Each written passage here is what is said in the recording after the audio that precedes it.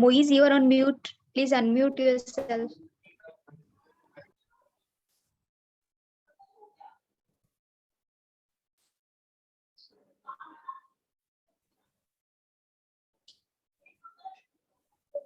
So in intact cord milking group versus early cord clamp. Yeah, yes, ma'am. Sorry to interrupt, but please restart from the Cochrane review 2019 in Okay, terms, okay, because okay, you were not audible since then. Okay, ma'am.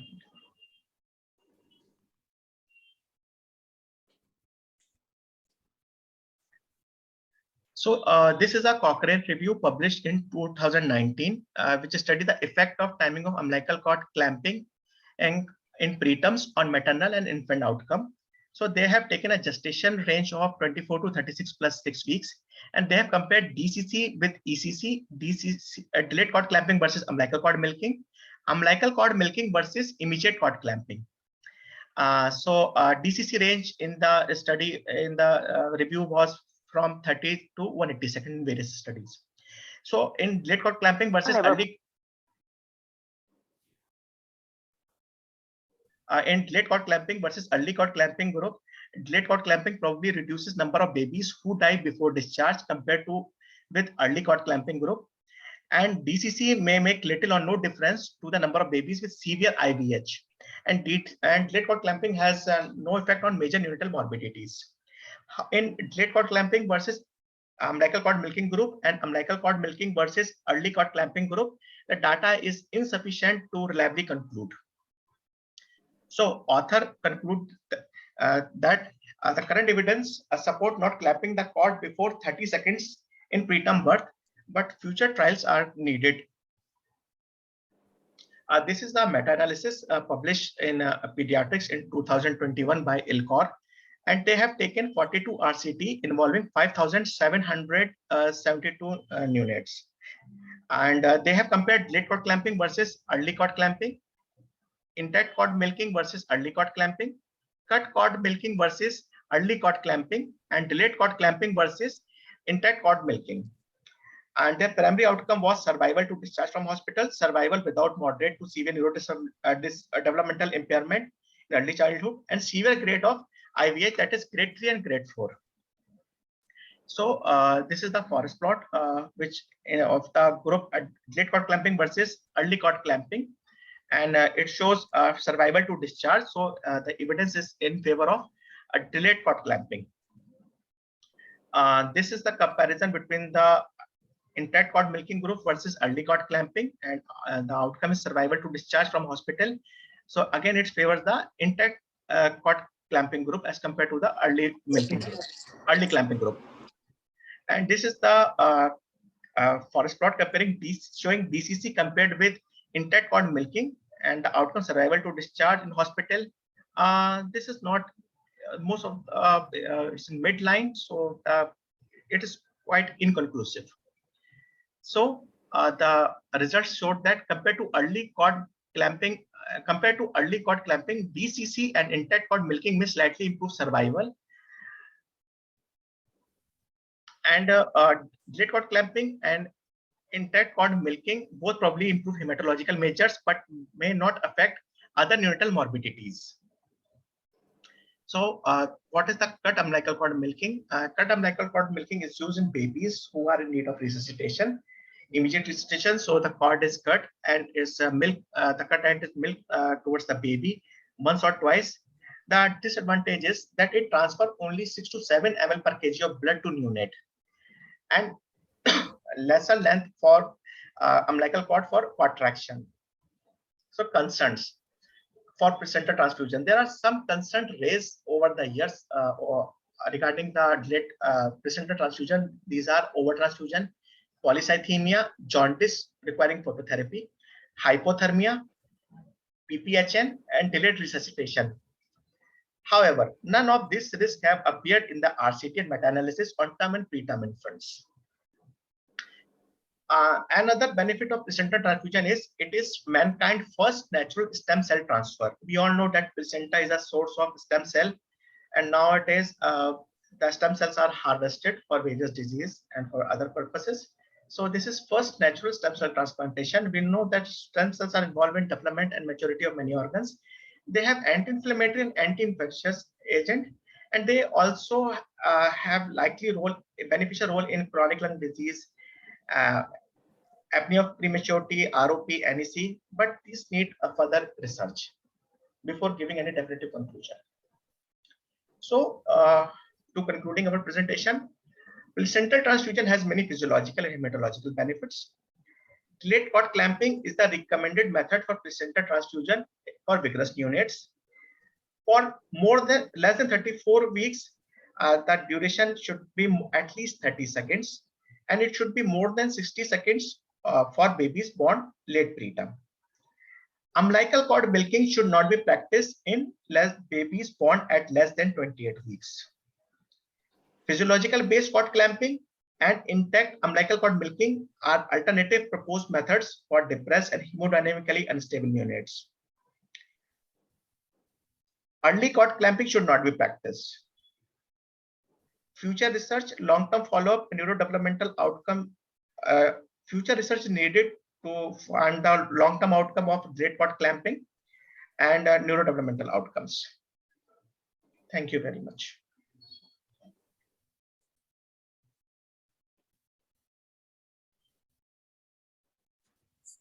Okay. Thank you, Dr. Moiz, for this elaborative discussion. And from whatever all that Dr. Moiz has discussed during this session of placental transfusion, I hope we all are clear that placental transfusion should be attempted in all the newborns.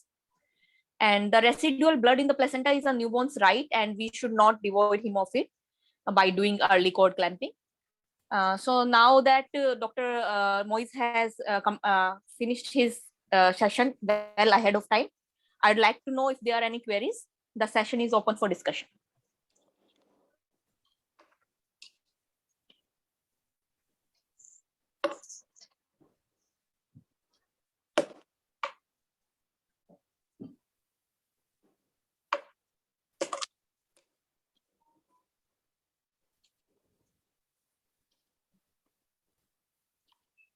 Okay, Dr. Moiz, Yes, Dr. Snigdha Jagtap, she's asking, what about twins? Should we go for DCC in twins also? okay. I still now, ma'am, the recommendation regarding twins in delivery is not cleared, and the trials are underway, and I will soon have result of those trials. So presently there is insufficient recommendation and to suggest which strategy is best for twins. But if time permits, if situation permits, if they are not in need of immediate resuscitation and their gestation is more than 28 weeks, they can be given benefit of delayed cord clamping for at least 30 seconds. The second question by Dr. Ray, what is the additional benefit of physiological based cord clamping over prolonged DCC? There is no additional benefit except that physiological base cord clamping leads to smoother transition from intrauterine to extrauterine life. However, the amount of blood will be same at the end of the method which we have chosen. So, except that the transition is smooth, there is no other benefit. They share the common benefits.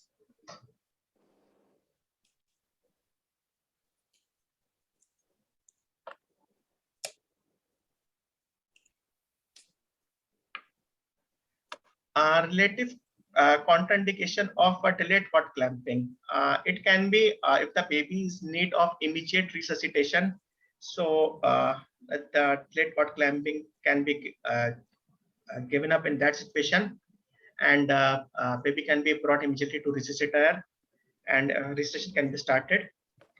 And other than that, RH immunization is one of the contraindication, relative contraindication for delayed cord clamping.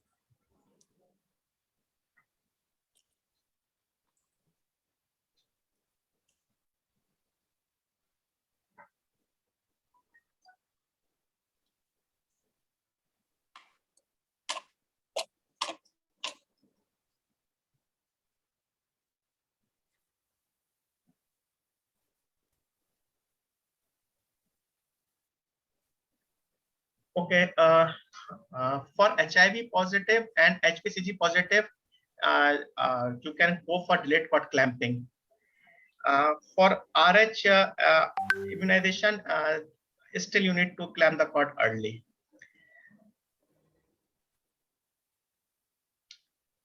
In FGR babies, this I have not gone across in any of the research paper which I have gone through while preparing this presentation. But I didn't find any contraindication or anything specific for this situation. We can contemplate that these babies, they are already polycythemic. Most of these babies, they are already polycythemic. So it might increase the incidence of symptomatic polycythemia or need for jaundice in these babies. It's contraindicated in this situation, or you are asking just general contraindication of this technique?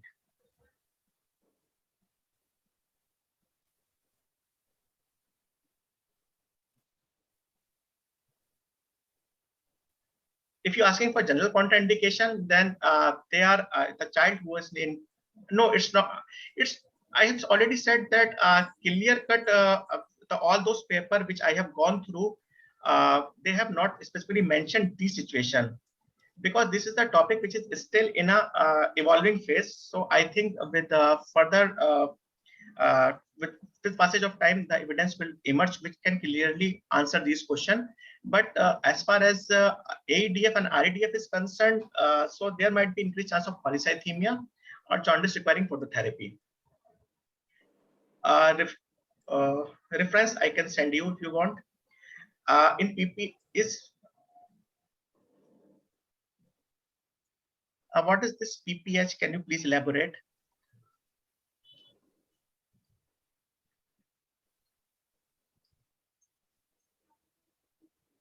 Is it postpartum hemorrhage or it is PPHN?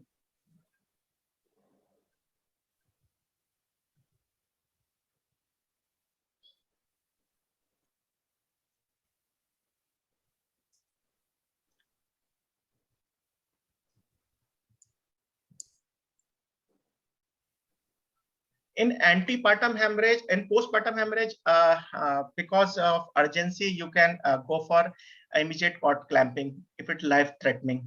In antepartum hemorrhage, obviously, these are the situation in which the safety of the mother and baby duo is take precedence over the delayed cord clamping.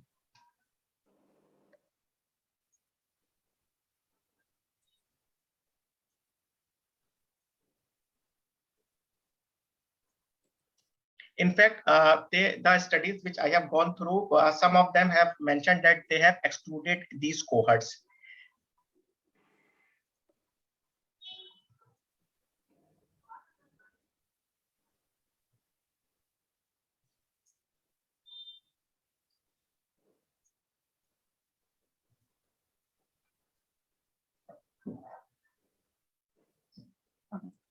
just to add on to what Dr. Moiz has said, so in twin pregnancies, in DCDA twins, definitely you can go for delayed cord clamping.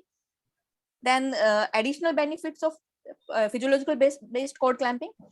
Physiological based cord clamping is predominantly done in babies who are requiring resuscitation, while delayed cord clamping is the term used for defining delaying of cord clamping in babies who are not requiring resuscitation. As such, PBCC means physiological based cord clamping is a type of delayed cord clamping itself. Then in RH incompatibility, you can go for delayed cord clamping, but in RH isoimmunization, there is insufficient evidence. So better to go for immediate cord clamping only. Rest he has already told. Then in PPH itself is not a contraindication for delayed cord clamping. In the active management of third stage of labor, currently ACOG recommends that you have to give early uterotonic drug, then uterine massage should be done, and controlled cord traction should be done. So immediate cord clamping, which was a part of the active management of third stage of labor previously, it's not, it has been changed now. And in antepartum hemorrhage, there's only one article by Dr. Peter Davis, who has written that in antepartum hemorrhage, delayed cord clamping and umbilical cord milking can be done if there is no gross abruptio placenta. Okay, any more queries?